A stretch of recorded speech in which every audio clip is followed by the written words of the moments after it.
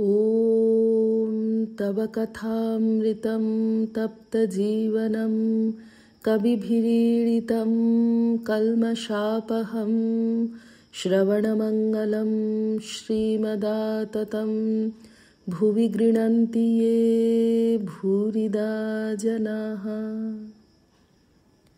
গিরিশ মন্দিরে ভক্ত সঙ্গে শ্রীরামকৃষ্ণ।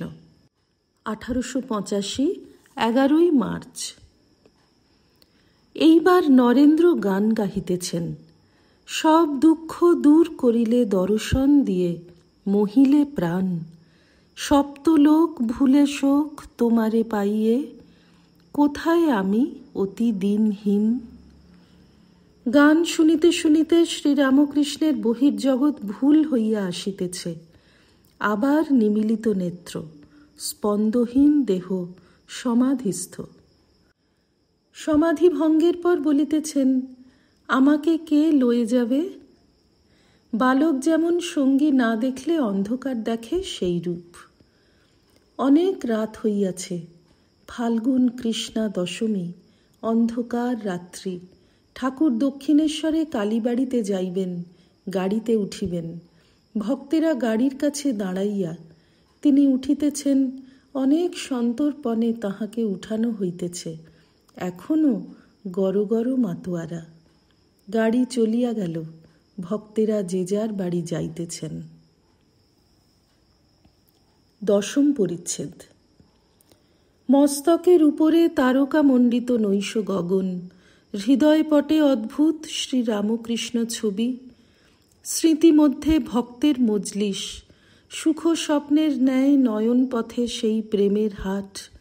কলিকাতার রাজপথে গৃহাভিমুখে ভক্তেরা যাইতেছেন। কেহ সরস বসন্তানীল সেবন করিতে করিতে সেই গানটি আবার গাইতে গাইতে যাচ্ছেন। সব দুঃখ দূর করিলে দর্শন দিয়ে মহিলে প্রাণ। মনি ভাবতে ভাবতে যাচ্ছেন, সত্য সত্যই কি ঈশ্বর মানুষ দেহ ধারণ করে আসেন? অনন্ত কি শান্ত হয়? বিচার তো অনেক হলো, কি বুঝলাম বিচারের দ্বারা? কিছুই বুঝলাম না। ঠাকুর শ্রীরামকৃষ্ণ তো বেশ বললেন, যতক্ষণ বিচার ততক্ষণ বস্তুলাভ হয় নাই, ততক্ষণ ঈশ্বরকে পাওয়া যায় নাই। তাও বটে, এই তো এক ছটাক বুদ্ধি, এর দ্বারা আর কি বুঝব ঈশ্বরের কথা? 100 বাটিতে কি 400 দুধ ধরে? তবে অবতার বিশ্বাস কিরূপে হয়? ঠাকুর বললেন, ঈশ্বর যদি দেখিয়ে দেন দপ করে, তাহলে এক দণ্ডেই বুঝা যায়। গোটে মৃত্যুশয্যায় বলেছিলেন, লাইট, মোর লাইট। তিনি যদি দপ করে আলো জেলে দেখিয়ে দেন, তবে ছিদ্যন্তে সর্ব সংশয়াহা। যেমন প্যালেস্টাইনের মূর্খ ধীবরেরা জেসাসকে, অথবা যেমন শ্রীবাসাদি ভক্ত শ্রী গৌরাঙ্গকে পূর্ণাবতার দেখেছিলেন। যদি দপ করে তিনি না দেখান, তাহলে উপায় কি? কেন যেকালে ঠাকুর শ্রীরামকৃষ্ণ বলেছেন ও কথা, সেকালে অবতার বিশ্বাস করব? তিনিই শিখিয়েছেন বিশ্বাস, বিশ্বাস, বিশ্বাস। গুরুবাক্যে বিশ্বাস। আর তোমারেই করিয়াছি জীবনেরও ধ্রুবতারা, এ সমুদ্রে আর কভু হব নাকো পথহারা। আমার তাঁর বাক্যে ঈশ্বর কৃপায় বিশ্বাস হয়েছে, আমি বিশ্বাস করব। অন্যে যা করে করুক, আমি এই দেবদুর্লভ বিশ্বাস কেন ছাড়ব? বিচার থাক, জ্ঞান চচ্চড়ি করে কি একটি ফস্ট হতে হবে? গভীর রজনী মধ্যে বাতায়ন পথে চন্দ্রকিরণ আসিতেছে, আর ফস্ট নাকি একাকী ঘরের মধ্যে, হায় কিছু জানিতে পারিলাম না, সায়েন্স ফিলসফি বৃথা অধ্যয়ন করিলাম, এই জীবনে ধিক, এই বলিয়া বিষের শিশি লইয়া আত্মহত্যা করিতে বসিলেন। না, অ্যালাস্টারের মতো অজ্ঞানের বোঝা বইতে না পেরে শিলাখণ্ডের উপর মাথা রেখে মৃত্যুর অপেক্ষা করিব? না, আমার এসব ভয়ানক পণ্ডিতদের মতো 1-6টা জ্ঞানের দ্বারা রহস্য ভেদ করতে যাবার প্রয়োজন নাই। আর 100 বাটিতে 400 দুধ ধরল না বলে মরিতে যাবারও দরকার নাই। বেশ কথা, গুরুবাক্যে বিশ্বাস। হে ভগবান, আমায় ওই বিশ্বাস দাও। আর মিছামিছি ঘুরাইও না, যা হবার নয় তা খুঁজতে যাওয়াইও না।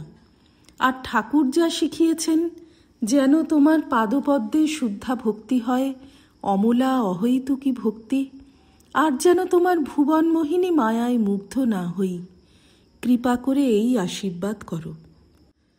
শ্রীরামকৃষ্ণের অদৃষ্টপূর্ব প্রেমের কথা ভাবিতে ভাবিতে মণি সেই তমসাচ্ছন্ন রাত্রি মধ্যে রাজপথ দিয়া বাড়ি ফিরিয়া যাইতেছেন ও ভাবিতেছেন, কি ভালোবাসা গিরিশকে।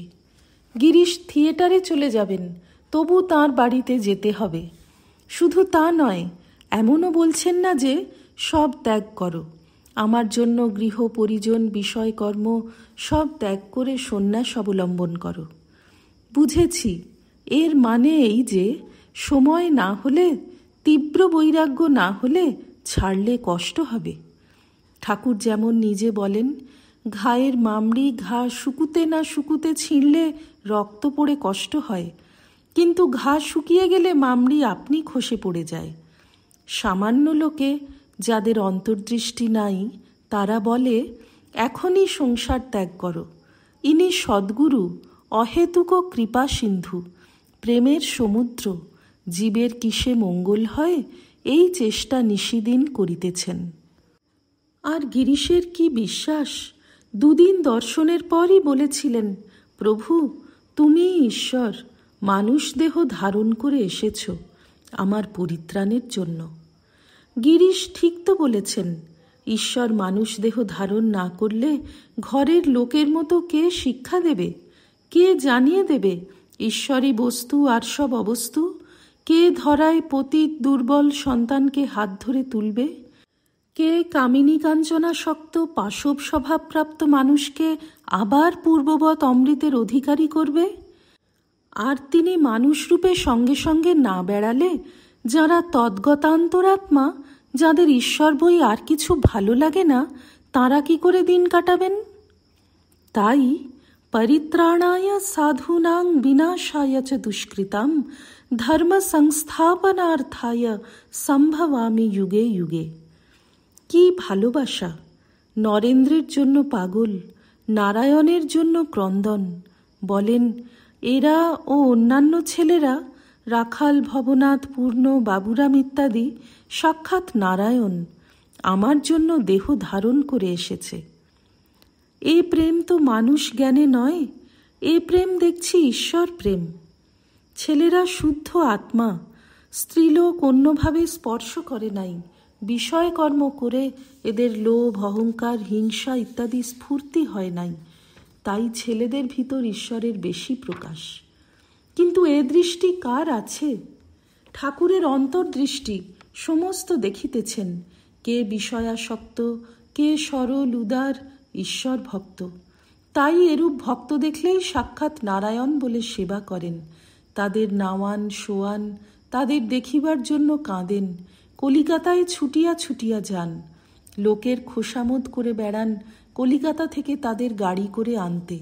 গৃহস্থ ভক্তদের সর্বদা বলেন, ওদের নিমন্ত্রণ করে খাওয়াইও, তাহলে তোমাদের ভালো হবে। এ কি মায়িক স্নেহ? না বিশুদ্ধ ঈশ্বর প্রেম? মাটির প্রতিমাতে এত ষোড়শোপচারে ঈশ্বরের পূজা ও সেবা হয়, আর শুদ্ধ নরদেহে কি হয় না? তাছাড়া এরাই ভগবানের প্রত্যেক লীলার সহায়, জন্মে জন্মে সাঙ্গপাঙ্গ। নরেন্দ্রকে দেখতে দেখতে বাহ্য জগৎ ভুলে গেলেন, ক্রমে দেহি নরেন্দ্রকে ভুলে গেলেন, বাহ্যিক মনুষ্যকে ভুলে গেলেন, প্রকৃত মনুষ্যকে দর্শন করতে লাগিলেন। অখণ্ড সচ্চিদানন্দে মন লীন হইল। যাকে দর্শন করে কখনো অবাক স্পন্দহীন হয়ে চুপ করে থাকেন, কখনো বা ওং ওং বলেন, কখনো বা মা মা করে বালকের মতো ডাকেন, নরেন্দ্রের ভিতর তাঁকে বেশি প্রকাশ দেখেন। নরেন্দ্র নরেন্দ্র করে পাগল। নরেন্দ্র অবতার মানেন নাই, তার আর কি হয়েছে? ঠাকুরের দিব্য চক্ষু, তিনি দেখিলেন যে এ অভিমান হতে পারে। তিনি যে বড় আপনার লোক, তিনি যে আপনার মা, পাতানো মা তো নন। তিনি কেন বুঝিয়ে দেন না? তিনি কেন দপ করে আলো জেলে দেখিয়ে দেন না? তাই বুঝি ঠাকুর বললেন, মান কয়লি তো কয়লি, আমরাও তোর মানে আছি। আত্মীয় হতে যিনি পরমাত্মীয়, তাঁর উপর অভিমান করবে না তো কার উপর করবে? ধন্য নরেন্দ্রনাথ, তোমার উপর এই পুরুষোত্তমের এত ভালোবাসা, তোমাকে দেখে এত সহজে ঈশ্বরের উদ্দীপন। এইরূপ চিন্তা করিতে করিতে সেই গভীর রাত্রে শ্রীরামকৃষ্ণ স্মরণ করিতে করিতে ভক্তেরা গৃহে প্রত্যাবর্তন করিতেছেন। ওম নিরঞ্জনম নিত্যমনন্তরূপং ভক্তানুকম্পাধৃতবিগ্রহং বৈ ঈশাবতারং পরমেশমিড্যং তং রামকৃষ্ণং শিরসা নমামঃ। শ্রীরামকৃষ্ণার্পণমস্তু।